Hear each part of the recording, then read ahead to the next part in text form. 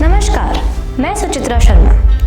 कभी कभी बड़ी बड़ी कहानियाँ बड़े शहरों में नहीं बल्कि गांव की उन धूल भरी गलियों में जन्म लेती है जहां जिंदगी हर कदम पर इम्तिहान लेती है।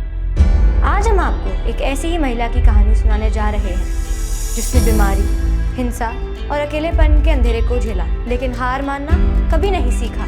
यह कहानी है मानपुरा गाँव की चंद्रीबाई की, एक ऐसी महिला जिसने टूट कर भी अपने जीवन को जोड़े रखा, अपने साहस, मेहनत और धैर्य से अपने पूरे जीवन को फिर से बुन डाला।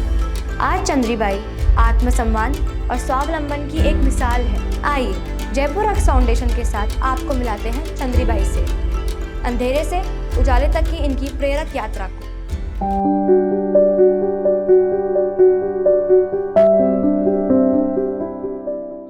मानपुरा गांव की धूल भरी गलियों में जहां उम्मीदें अक्सर गरीबी के बोझ तले दब जाती हैं, वहीं से निकली एक ऐसी महिला जिसने दुखों के अंधेरे को चीरकर अपने जीवन में उजाला बिखेरा। उनका नाम है चंद्रीबाई। अंधेरा घना था पर उम्मीद जिंदा थी। चंद्रीबाई का बचपन गरीबी, अभाव और संघर्ष की कड़वी धूप में बीता।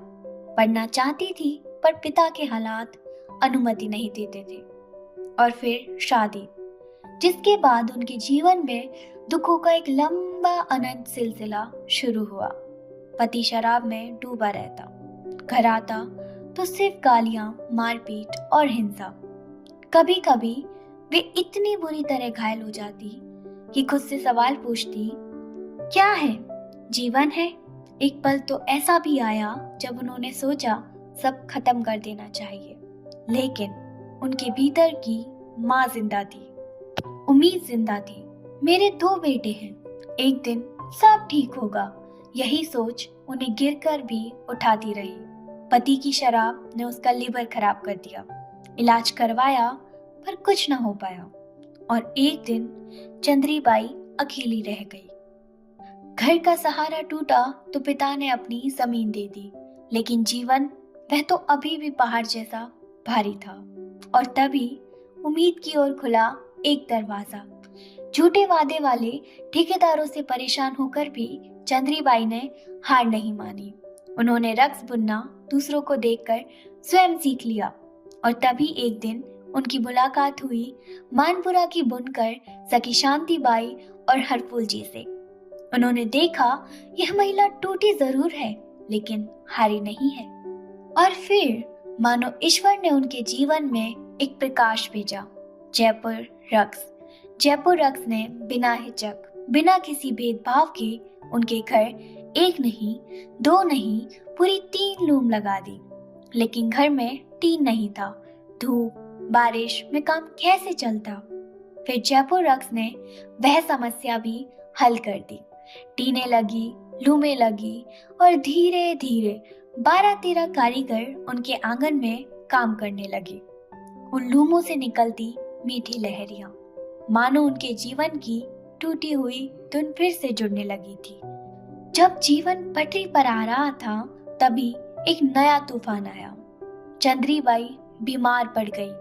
दौरे पड़ते, बेहोश हो जाती, कारीगर घबरा जाते, काम बंद कर देते। धीरे धीरे सब चले गए, लूमें थम गई और मजबूरी में जयपुर रक्स को 2 लूम हटानी पड़ी। एक लूम सिर्फ एक उम्मीद की तरह उनके पास छोड़ दी गई। 5 साल की लंबी लड़ाई, दवाइयां, तकलीफें, अकेलापन, लेकिन चंद्रीबाई हारने वाली नहीं थी। उन्होंने बीमारी को हराया, फिर से लूम पर बैठी, फिर से धागों में जीवन पिरोया और धीरे धीरे काम वापस आने लगा। घर में खुशियां लौटने लगी। उन्होंने अपने दोनों बहुओं को भी काम सिखा दिया। बेटे भी साथ देने लगे। आज की चंद्रीबाई बदलाव की मिसाल है। आज चंद्रीबाई फिर से मुस्कुरा रही हैं। उनके घर टीवी, फ्रिज, मोटरसाइकिल, कूलर, अपना मकान और एक नया प्लाट भी है। उनके पोते पोतियां प्राइवेट स्कूल में पढ़ रहे हैं।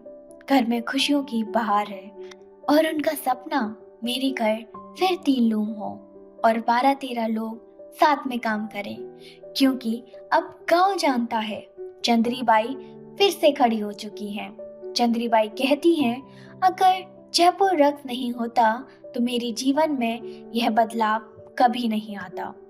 यह सिर्फ एक कहानी नहीं है, यह विश्वास है, यह आत्मसम्मान है, यह उस महिला की जीत है जिसने अंधेरे से निकलकर अपने जीवन में उजाला किया।